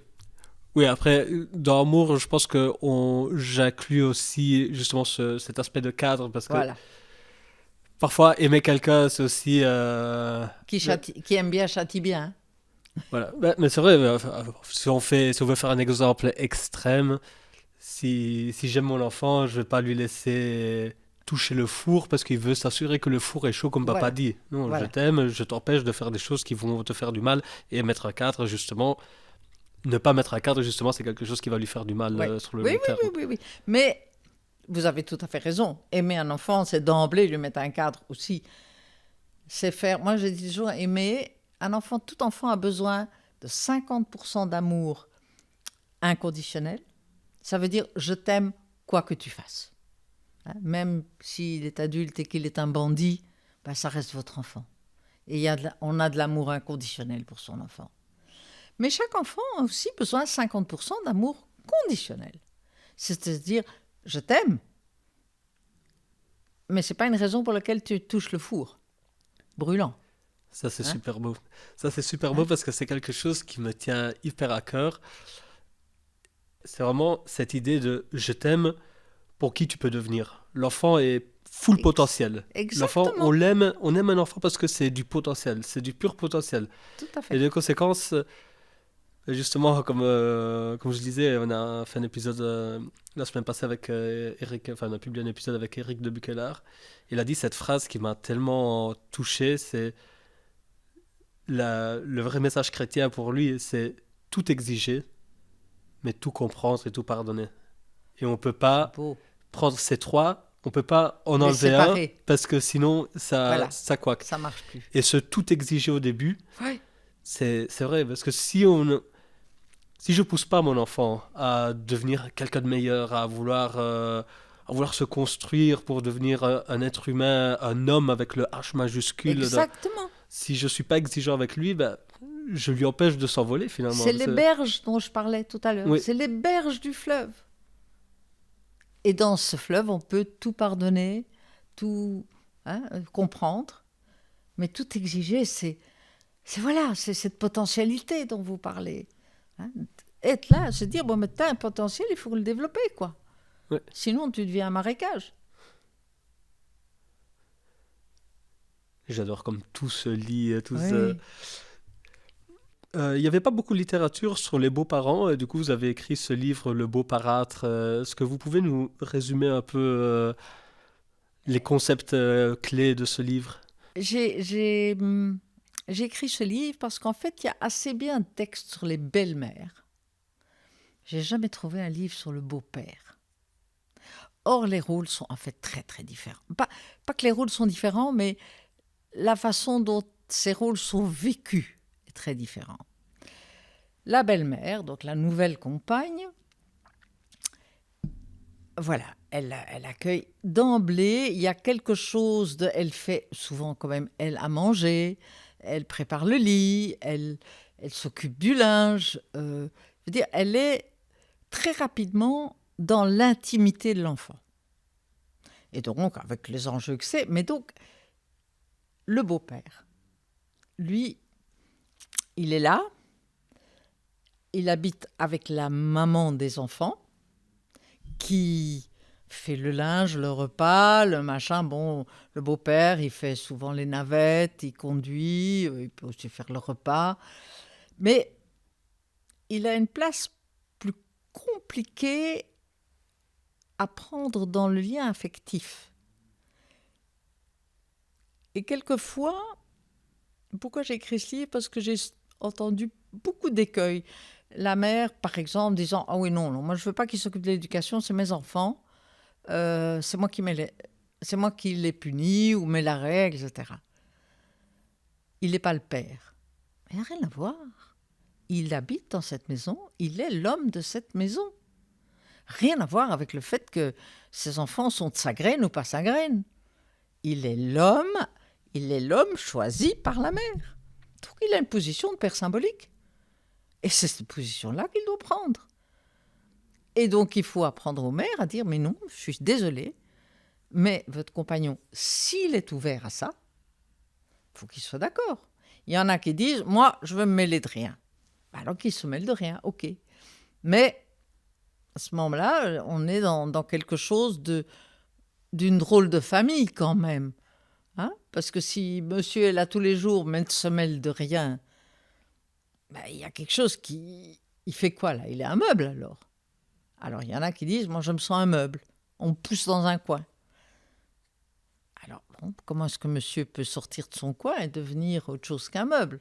Madame, vous allez commencer par aussi accepter quand il trouve que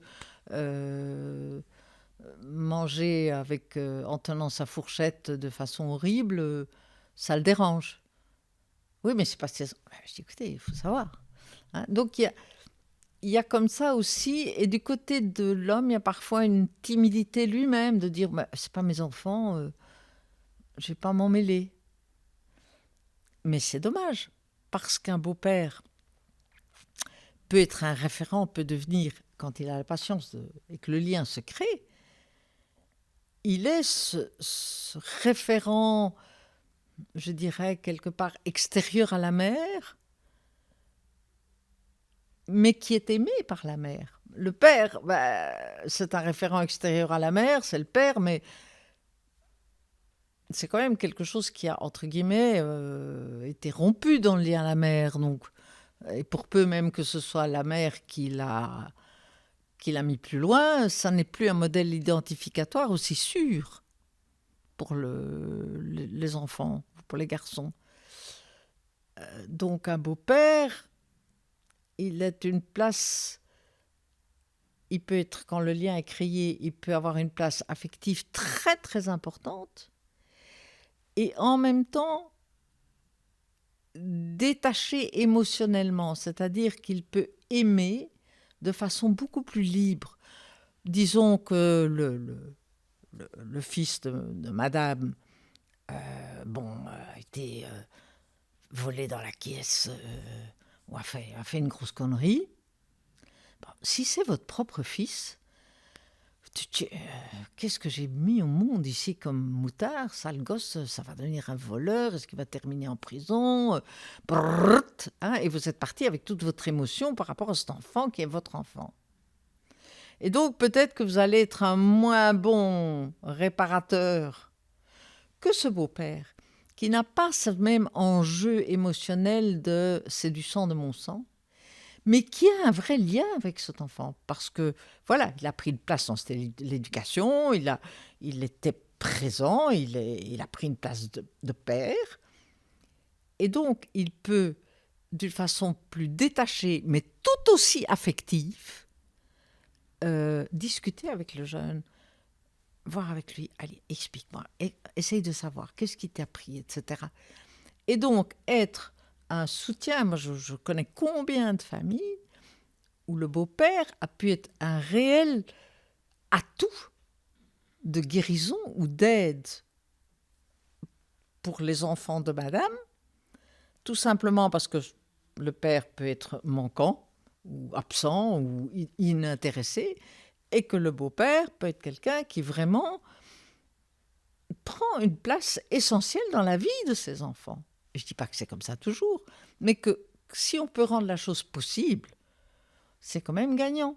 Et il y a pour ça un peu des clés que j'explique dans le livre, comment on peut, quelles sont les choses qu'on ne doit pas faire, par exemple, pas vouloir être du jour au lendemain copain, hein, parce qu'il faut laisser le temps que l'enfant vous découvre, vous rejette d'abord, et puis accepter qu'il vous rejette, et puis si on reste calme avec ça, l'enfant se dit, il n'est pas si mal que ça, en fait, ce mec, je l'ai traité de con en disant que je ne veux plus jamais le voir, mais en fait, il revient quand même, il est là. Voilà, j'ai moi-même, dans ma propre vie, mon compagnon apporte énormément à mes enfants, qu'il adore. Mais je trouve ça fabuleux, quoi. C'est chouette de pouvoir combiner votre expérience de terrain et peut-être à ce que j'entends aussi expérience personnelle pour pouvoir donner après des outils à Monsieur Tout le Monde qui peut se trouver dans la même situation. C'est en quelque sorte un super pouvoir. Et qui, souvent, les beaux-pères sont pleins d'envie mais restent un peu sur la touche parce que madame dit non, mais écoute, je ne t'embête pas avec mes enfants, c'est mes enfants. Alors que, non, dis-tu, c'est pas le bon plan, ça. Au contraire. C'est une énergie de plus, une personne de plus qui peut être là pour les enfants. Ça peut être un cadeau phénoménal. Idem pour les belles-mères, évidemment. Mais là, on a déjà beaucoup écrit à ce sujet-là. Je ne sais pas si on a écrit ça, j'en sais rien, je n'ai pas lu le bouquin. Mais là, je suis partie de mon expérience de tous les gens que je rencontre. Et les couples de séparés, il y en a quand même de plus en plus. C'est vrai que même dans mon entourage, je connais plein. Bah, écoutez, j'ai entendu par hasard une émission radio il y a 2 jours une personne qui lit plus les statistiques, moi je ne les lis pas, qu'actuellement, il y a 50% des couples se séparent après la naissance dans l'année après la naissance du premier Oui, enfant. ça, j'avais entendu aussi cette statistique. Dingue. C'est incroyable. Ben, c'est bien dire comme ils ne sont pas préparés à avoir un enfant. Ouais. Oui, comme vous avez dit, justement, on vire un peu plus vers l'individualisme. On a un peu... Après, ça c'est ma réflexion, je ne sais pas si elle est correcte, mais au moment où Nietzsche a dit Dieu est mort, c'est pas considéré comme un triomphe, parce qu'il ajoute, on n'arrive pas à enlever le sang de nos mains, on n'arrive pas à C'est laver le ça. sang de nos mains. Et je pense que à partir de là, on a un peu perdu toutes les valeurs anciennes dont vous parliez, et on a un peu perdu ce qui est aussi la clé un peu de notre religion chrétienne, ce sacrifice. Le sacrifice, donc sacrifier son envie, sacrifier ses... Et on a fait peut-être aussi avec ces enfants rois que vous avez décrits tout à l'heure, aussi des générations de personnes, passez-moi le terme, faibles, que ce Plus soit fragile. fragiles, voilà, c'est Fragile. peut-être un terme plus Beaucoup adéquat. plus fragile. J'ai vu les statistiques des suicides et j'étais intéressé parce que je me disais, comment on a fait, les statistiques depuis les années 50 ont triplé. Ah oui. Alors que dans les années 50, je pense que si quelqu'un était dépressif, on lui disait, grand, va travailler, casse pas les couilles. Exactement, coup de pied au cul et au boulot. Hein. Et des fois, après, j'ai un avis très tranchant sur la dépression qui, peut-être, ce sera le premier point de désaccord qu'on aura aujourd'hui. Mais que justement, je trouve que je parle pas des vraies dépressions, la personne qui a vécu les pires tragédies de sa vie, qui le poids de la vie est devenu trop insoutenable pour ses épaules, c'est un autre discours. Mais je parle de ces jeunes de mon âge ou plus jeunes, un peu plus âgés, qui, qui n'ont aucune difficulté dans la vie. Et peut-être c'est justement le fait de ne pas avoir de difficultés dans la vie et qui sont dépressifs. Moi, je pense que ces gens-là ont plus besoin d'un coup de pied dans le cul qu'une consultation psychologique. Oui, mais parce on les a pas aidés à trouver un sens à leur vie. Et c'est un peu comme vous dites, ces enfants rois, quand on cède à tout, on les a. Ça, c'est quelque chose sur lequel j'insiste beaucoup dans mes consultations. C'est arrêter de déréaliser vos enfants. C'est-à-dire qu'à partir du moment où on fait à la place de l'enfant ce qu'il devrait faire lui-même, on le rend idiot. 2, on le déréalise. Parce que dans la vie, je veux à tout prix un nouveau iPhone, parce que le mien, il a 6 mois quand même. Ah oui, bah écoute, si tu veux, on va t'acheter un nouveau iPhone. Oui, parce que tous mes copains à l'école, etc. Mais dans la vie, il n'aura pas tout le temps, dès que quelque chose change, enfin, la plupart des gens peut-être très très riches, oui, mais donc ne pas frustrer un enfant, ne pas lui dire non, dès qu'il est petit, pas de bonbons avant le repas. Ah bah oui, quand même un bonbon avant le repas. Mais on les déréalise, on ne les prépare pas à la réalité de la vie. Alors quand vous voyez évidemment tous ces jeunes, soit en perte de sens, soit qui se suicident parce qu'ils ont 15 ans, ils tombent amoureux d'une fille, et la fille les aime pas. Bah, Et ils arrivent en disant « Mais elle m'aime pas !» Mais j'écoute mon coco. Ça, c'est... Tu peux pas lui demander si elle t'aime pas, elle t'aime pas. Ben alors la vie vaut plus la peine d'être vécue. Parce qu'ils sont pas habitués à ce que les choses se passent pas exactement comme ils attendent. Et c'est l'horreur pour eux. Ils s'écroulent. Mais elle m'aime pas. Mais moi je l'aime. Mais je dis oui, toi tu l'aimes. Mais elle t'aime pas. Donc, il faut arriver à ce... Ah ça, c'est pas possible. Si elle m'aime pas, ma vie n'a plus de sens. Donc je me tue. Parce qu'on les a simplement pas préparés. On les a déréalisés. Et de plus en plus, quand on est... vous savez, quand j'ai encore lu un article d'un professeur d'université qui dit bientôt, il n'y aura plus de profs à l'UNIF non plus. Parce qu'avec la possibilité, il faut que l'étudiant doit revoir l'examen, comment on l'a corrigé. Il y a des recours à n'en plus finir. Donc finalement, même un étudiant qui est loin d'être brillant, il arrive finalement à avoir son diplôme à force d'avoir fait des pressions de tous les côtés. Finalement, les professeurs, bon, allez, je lui mets un 10, hein, comme ça. Mais parce qu'il y a quelque chose qu'on n'arrive plus, et c'est politique, hein, de dire celui qui n'a pas eu ses points, il n'a pas ses points. Punt. Et de nouveau, bon, peut-être qu'il y a des professeurs qui ont fait des excès corrigés, certains, j'en sais rien, mais c'est la vie, ça aussi. Hein? C'est comme les parents qui viennent et qui font des procès dans les écoles parce que tel professeur a puni leur enfant. Oui, mais c'était pas juste. Ben, peut-être que c'était pas juste. Mais dans la vie, c'est comme ça. Et donc, on ne prépare plus les jeunes à ce que la vie, c'est quelque chose qui est pas un tapis roulant tout rose. Hein. Et je pense que c'est de là, tous ces jeunes qui sont en déprime, en perte de sens, c'est que la vie ne répond pas à leurs attentes. Mais ils ont rêvé, on les a fait rêver. Hein. Ouais.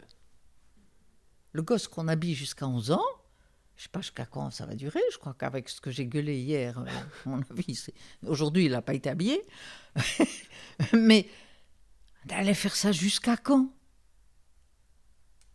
Autant lui essuyer le pet aussi, hein, tant qu'on y est. Et ça, bêtement, j'en parle. Mais des enfants jusqu'à 7-8 ans, maman, j'ai fini. Enfin, dites, écoutez, c'est son corps. Oui, mais alors, ça laisse des traces. Ben, écoutez, ça laisse des traces, on doit tous apprendre. C'est comme pour apprendre à remplir un verre, on a aussi renversé à côté. Ben voilà. Hein, mais laissez-le gérer son corps et son intimité. C'est quand même plus votre affaire à l'enfant, il a 8 ans, de mettre votre nez dans des affaires qui ne vous regardent pas, quoi. J'adore. Bon, j'ai presque fini mes questions. J'avais encore 2 points que je voulais voir avec vous. Un, j'ai vu que vous êtes un membre du comité de l'Observatoire de la Petite Sirène ici en Belgique. Oui. Est-ce que vous pouvez nous dire un peu plus sur l'OPS? J'ai vu que c'est un organisme qui veille un peu à protéger les enfants des abus qu'il peut y avoir dans la société, etc. Est-ce que vous pouvez nous expliquer plus en détail? C'est essentiellement des abus dans le sens de non-protection de jeunes, d'adolescents, face à justement à ce mouvement trans, hein, qui les pousse alors que ils sont simplement mal dans leur corps, comme tout adolescent, qui les pousse à ce que la solution, c'est de changer de sexe et donc de les mettre sous hormones. J'en parlais encore tout à l'heure, après ma partie de tennis, là, qu'ici, dans ma région, hein, il y a énormément de jeunes qui sont sous hormones, etc. Et pourquoi? Parce que nous avons à Gand une célèbre professeure chef du département de la gynécologie qui... oui, c'est une femme qui s'est fait homme. Je ne sais même plus, je connais son nom, mais je ne vais pas le dire. Mais, enfin, elle a changé de sexe, quoi.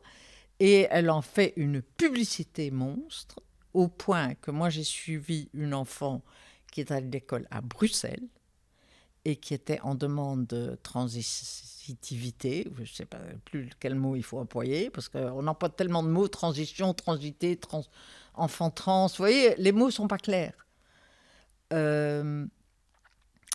Et où l'université était prête à payer le taxi pour amener l'enfant de Bruxelles, sans même que les parents soient au courant, de Bruxelles à Gand pour faire le traitement hormonal.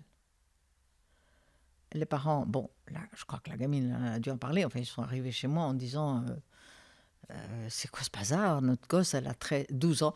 Suite d'ailleurs, là, c'était avant l'Evras actuel, mais c'était suite à une animation expliquant aux jeunes comment on peut changer de sexe, etc., etc. Et donc, suite à cette animation, 4 enfants de cette classe-là ont décidé de prendre l'aubaine du taxi. Les autres, je ne sais pas ce qu'elles sont devenues, je ne les ai pas vues, mais j'ai vu une des 4. Et heureusement, 6 mois plus tard, elle n'en parlait plus. Elle a réglé les choses autrement.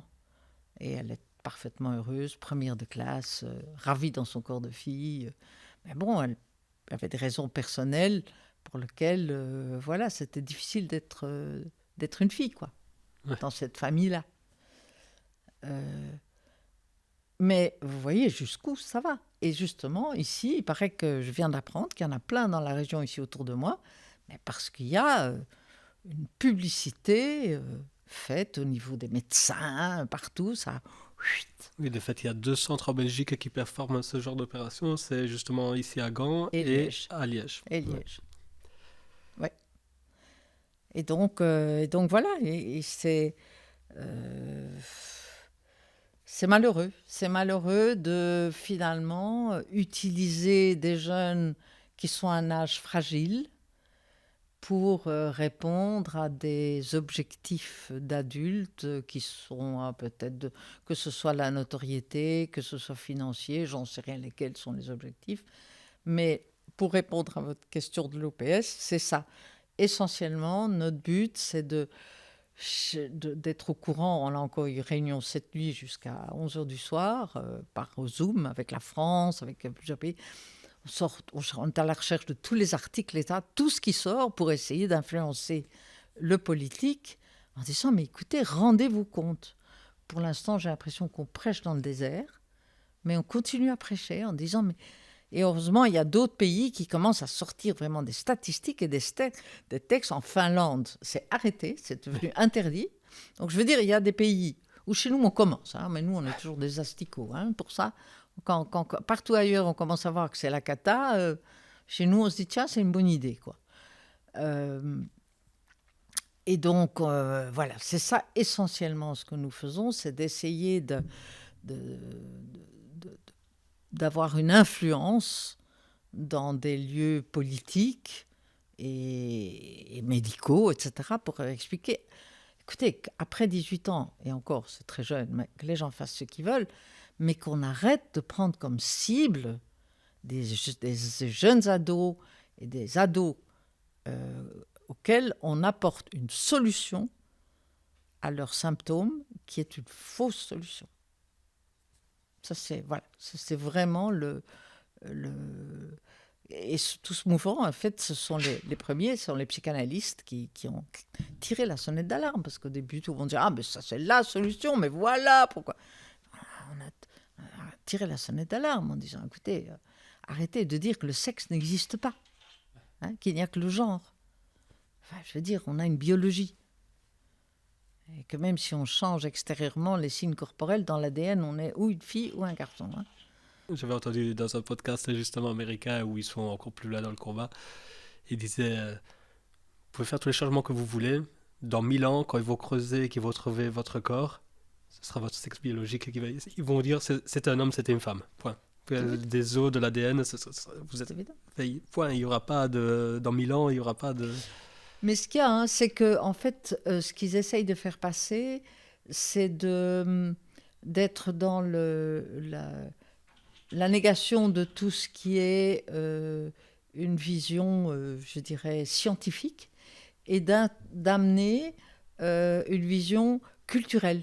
Que ce qui compte, en Ouais, fait, c'est la culture. Et maintenant, il est grand temps d'être dans la culture du genre.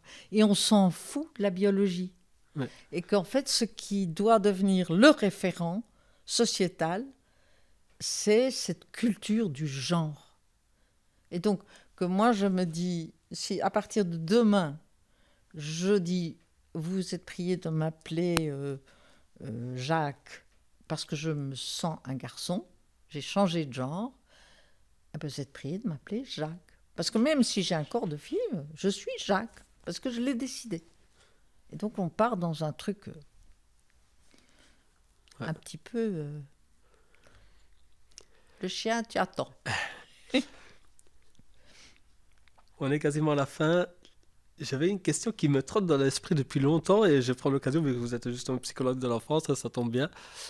Et j'ai l'impression que l'adolescence, c'est quelque chose qu'on a, entre guillemets, un peu créé dans les 50 dernières années. J'ai l'impression que quand on dit, ah oui, c'est normal, il fait sa crise d'adolescence, mais j'ai l'impression que on a, dans le passé, on n'a jamais entendu parler de crise d'adolescence. Est-ce que Est-ce qu'il n'y en avait pas? Est-ce que simplement on devenait adulte plus vite et on sautait un passage? Ou c'est justifié, c'est pas justifié? Quel est votre avis sur ça? Peut-être qu'on devenait adulte plus vite, mais je pense qu'il y a eu... je pense que le passage de l'adolescence, ne doit pas obligatoirement être une crise, mais il n'y a rien à faire, c'est un passage. Un passage, un temps qui est plus ou moins long, où on passe de l'enfance, où normalement, pendant l'enfance, les parents sont des dieux qui détiennent la vérité. De nos jours, le dieu a changé de place, mais enfin, on reste dans la même truc, où la vérité est du côté du dieu parent, à l'époque, et où donc, c'était même pas possible de remettre en question cette vérité, quoi qu'on fasse. De nos jours. Et donc, la crise d'adolescence, soit dans certains milieux, on était plongé dans la vie de travail très vite et on n'avait pas le temps de penser à tout ça et on devenait adulte d'office parce qu'il fallait bosser, on ramenait de l'argent, etc. Ou bien elle se faisait plus tard, parfois en ayant son premier enfant, parfois à 40 ans, on voit certains qui l'ont. Et donc, il n'y a rien à faire. C'est un passage incontournable qui n'est pas d'emblée une crise, qui peut se passer très bien et sans faire de vagues. C'est que le corps change et le rapport à l'autre change. Parce qu'en tant qu'enfant, eh bien, l'autre est un dieu et je peux tout fantasmer. Mais quand je deviens ado et que mon corps est mûr pour enfanter ou pour faire des enfants, mon rapport à la réalité est quand même très différent. Mon rapport à l'autre est très différent. Parce que la sexuation prend un sens de possible procréation. Il y a une sexuation avant, bien sûr. Mais... Et donc, ça me fait que les parents ne sont plus des dieux, mais c'est que si le parent dit ça, pour me construire, ah ben non, je ne suis pas du tout d'accord. Ah, il trouve que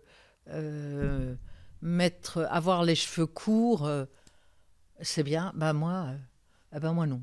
Moi, je veux pas les mêmes valeurs que mon père. Moi, je vais laisser pousser mes cheveux. Beatles.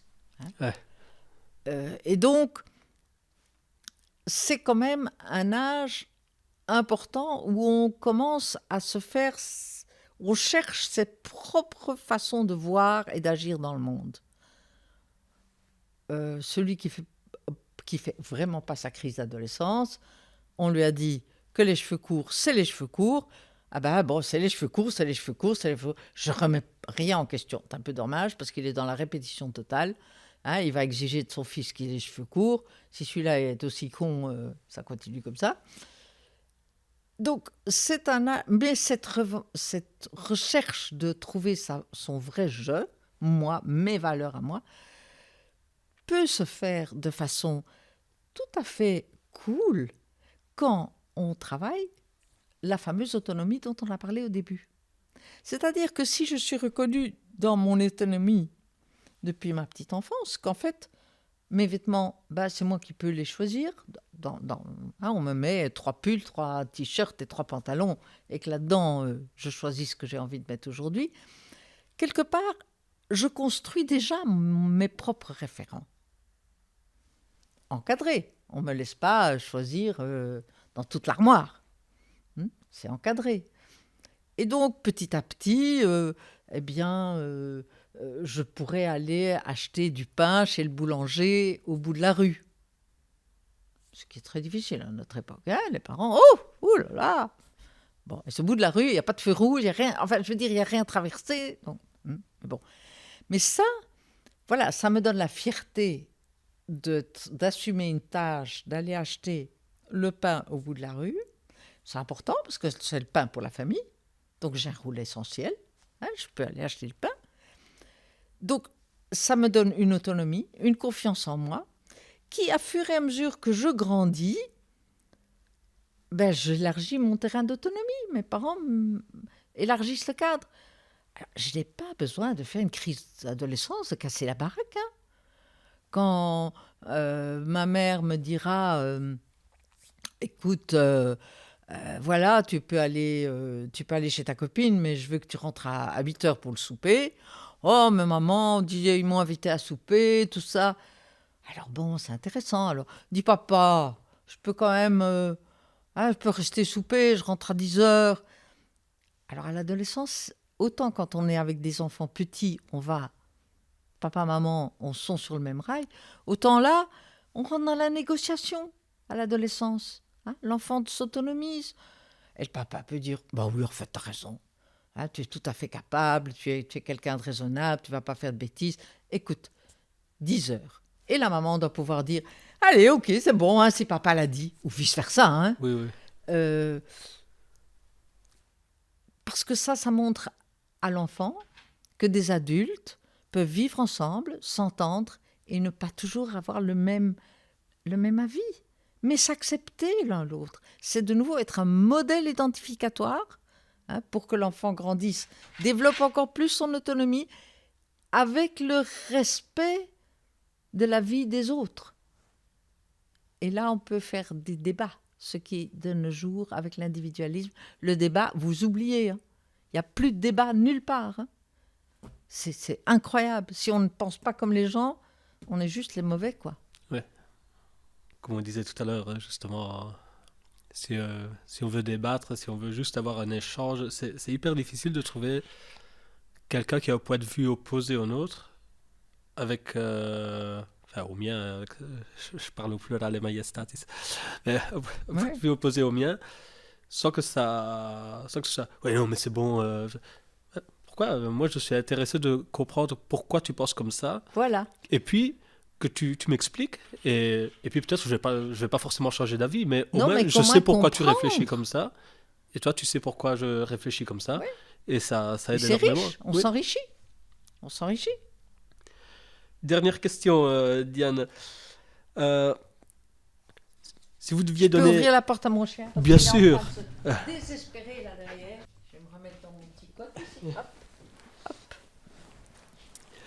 La dernière question, si vous deviez donner 3 conseils, max 3 conseils, à, disons, un jeune papa plus si jeune, mais un papa de 2 petits, quels seraient les 3 conseils que vous donnez dans le cadre psychologique, éducatif Première chose, essentielle, on n'en a pas parlé, donc c'est intéressant, que votre parole soit une parole. C'est-à-dire que quand vous dites à votre petit non, tu touches pas le four, vous veillez à ce qu'il ne touche pas le four. Enfin, c'est pas un bon exemple parce que là c'est dangereux, mais par exemple, il veut à tout prix prendre quelque chose à vous, votre téléphone qui est là sur la table. Évidemment, les enfants adorent le téléphone. Et vous dites, non, non, écoute, mon téléphone, c'est mon téléphone, tu ne touches pas. Et puis il le prend, et vous dites, bon, allez, c'est bon pour une fois. Ça, c'est catastrophe. Parce que ça veut dire, c'est pas grave, hein. Non. Parce que ça veut dire que, Toki, allez, zou. Que quand vous allez dire à votre enfant, tu sais, je t'aime, ça n'a aucune valeur. Parce que quand vous avez dit, non, tu ne prends pas mon téléphone, et que vous le laissez quand même prendre votre téléphone, ce que vous dites est sans valeur. Donc il n'y a que les actes qui comptent, les valeurs. Donc ça fait perdre le crédit du langage. Or, vous savez comme moi que c'est le langage qui nous humanise. C'est parce que vous m'avez dit que vous viendriez aujourd'hui que je suis à la maison. Hein, parce que c'est un engagement, le langage. Et je constate que de plus en plus, les parents, parce qu'ils ont peur de la crise, parce qu'ils sont fatigués, ne sont pas assez attentifs. Je ne vais pas dire qu'ils disent n'importe quoi, mais vite, ils disent quelque chose et puis, allez, c'est bon. Et je les comprends, mais alors qu'ils se taisent. Ouais. Qu'ils disent rien, qu'ils donnent ce téléphone tout de suite, quoi. Ou bien qu'ils ne le donnent pas du tout. Hein, et que si vous avez dit non, écoute pas mon téléphone, et puis que vous preniez le téléphone et que vous mettiez en poche. Alors là, c'est un acte, écoute, quand moi je dis quelque chose, c'est non. Hein, voilà, je pense que ça, c'est vraiment un premier must que je vois beaucoup, et c'est pas un reproche du tout, mais c'est parce qu'ils sont fatigués. Et donc, parlez moins, mais parlez juste ce que vous allez faire. Hein, on menace, et puis on ne tient pas les menaces. Et on dit des menaces n'importe lesquelles. Bon, c'est comme ça, on n'ira pas chez grand-mère ce week-end. Tout le monde sait qu'on va chez grand-mère. C'est obligé d'aller manger le dimanche midi chez grand-mère. Donc, c'est quoi ce bazar? Hein, donc, voilà. Bon, voilà, je pense à ça. Maintenant, je trouve que la question de laisser ne pas faire à la place d'un enfant ce qu'il sait faire lui-même, c'est aussi très important. S'il sait déjà s'habiller, il ne faut plus l'habiller. Même s'il dit « Oh, j'ai pas envie de m'habiller », écoute, tu t'habilles, on gagne du temps, j'aurai comme ça 10 minutes pour faire un jeu avec toi quand tu reviens de l'école. Si je dois t'habiller, je perds tout ce temps-là, je n'ai pas le temps de faire un jeu. Donc, je préfère faire un jeu avec toi que t'habiller. C'est plus intéressant. Voilà. L'autonomie, la vérité dans la parole. Ah oui, et prendre du temps. Prendre du temps avec son enfant. Très souvent, on dit « Ah, tu fais ça trop gentil, je vais t'acheter ton jeu. » Bon, c'est bien, c'est pas pour ça qu'un enfant ne peut pas avoir... Mais le plus beau cadeau, c'est du temps. Hein. C'est de prendre du temps à faire un jeu, une balade. Les enfants, ça leur manque fort, la transmission. Parce que ce temps-là, c'est du temps où on raconte, c'est du temps où on transmet. Et ça, les enfants, ils ont tellement besoin de ça pour construire le sens de leur vie. Celui qui n'a pas de passé, il n'a pas d'avenir. Diane, merci beaucoup pour votre temps. Avec plaisir. C'était super intéressant, enrichissant.